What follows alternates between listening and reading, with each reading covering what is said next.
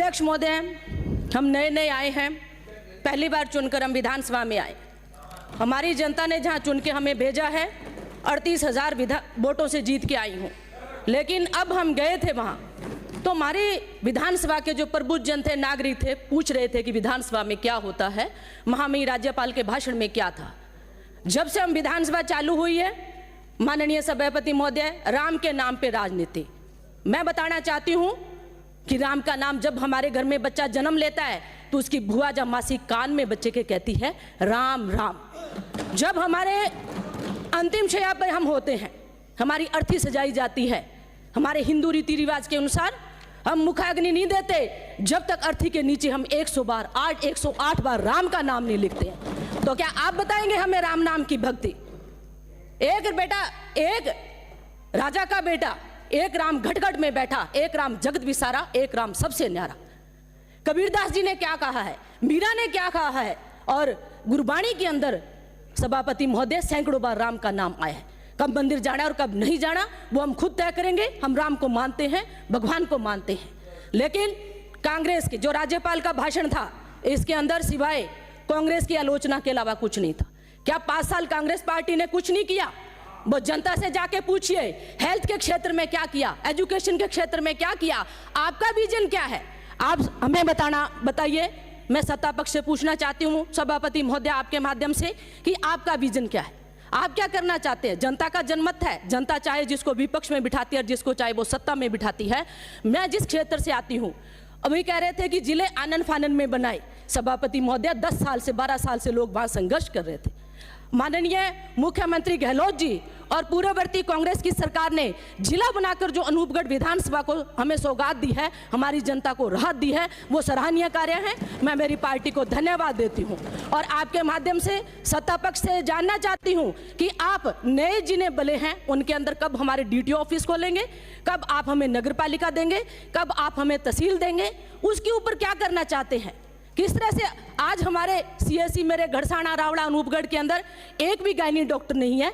आप मेरे विधानसभा के अंदर गायनी डॉक्टर की कब व्यवस्था करेंगे, ट्रॉमा सेंटर कब देंगे? और सबसे बड़ा मुद्दा कि जिस विधानसभा क्षेत्र से मैं आती हूँ वहाँ पे अध्यक्ष महोदय सिंचाई पानी पे हम निर्भर हैं। किसानी से संबंधित मेरा जिला है, भारत और पाक की सीमा पे बसी हुई मेरी अनूपगढ़ विधानसभा है।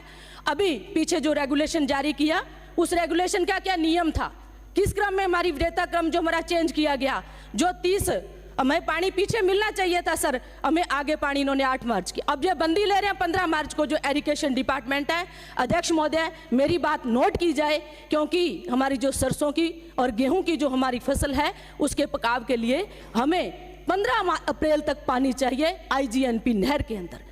तो मेरा मानना है कि सर आप सिवाय एक दूसरे पे छींटा कसी के, एक पार्टी की कमी गिनाने के बदले आपने जनता को मौका दिया है तो आप लोग जनता के हित से संबंधित काम कीजिए। अभी आप कह रहे थे गेहूं के ऊपर, दूसरा सर शिक्षा के क्षेत्र में बात थी कि जिले का, जिस क्षेत्र से मैं आती हूँ सर, 2 बार वहां आप कह रहे थे ना कि मुख्यमंत्री ने जिस विधायक ने मांगा उसको दिया। बिल्कुल आपकी बात सत्य है माननीय सदस्य, क्योंकि सभापति महोदय आपके माध्यम से मैं बताना चाहती हूँ कि हमारा अनूपगढ़ विधानसभा में लगातार बीजेपी के विधायक थे, फिर भी माननीय मुख्यमंत्री गहलोत जी ने बिना भेदभाव किए अनूपगढ़ को जिला दिया था। तो उस आदमी की नीति बहुत अच्छी थी, इलाज बहुत अच्छे हो रहे थे। लेकिन मेरा मानना है कि आप अभी राम मंदिर पे, मेरे को ये लग रहा है कि विधानसभा का सेशन न होकर लोकसभा का सेशन चल रहा हो। सिवाय मोदी जी के नाम के जहां और कोई अच्छी योजना की जनता के लिए हम क्या करेंगे क्या नहीं करेंगे।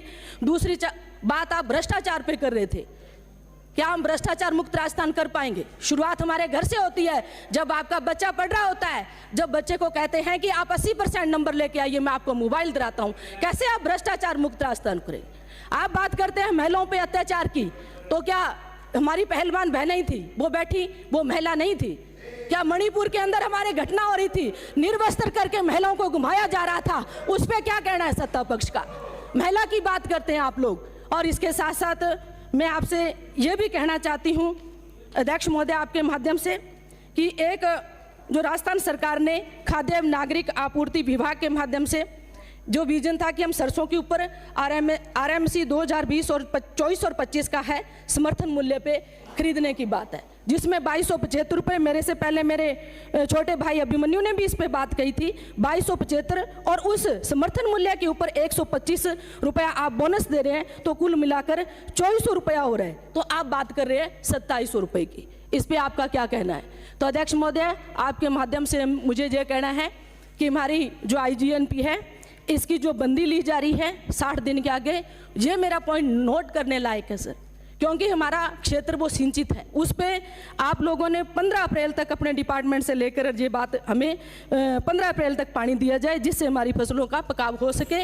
और सरकार से मेरा निवेदन है, कांग्रेस की कमियां गिनाने के बदले हमें हमारे विजन पे ध्यान देना चाहिए। समय निकलते कोई समय नहीं लगता है। जब 5 साल का समय आया और गया, जनता सत्ता पक्ष में ही बिठा सकती है तो जनता विपक्ष में ही बिठा सकती है। हमें आपसे कुछ ना कुछ सीखना है, तो अच्छी चीज़ सीख के जाएं, हमारी जनता को बताएं। इन्हीं शब्दों के साथ बहुत बहुत धन्यवाद। जय हिंद, जय भीम।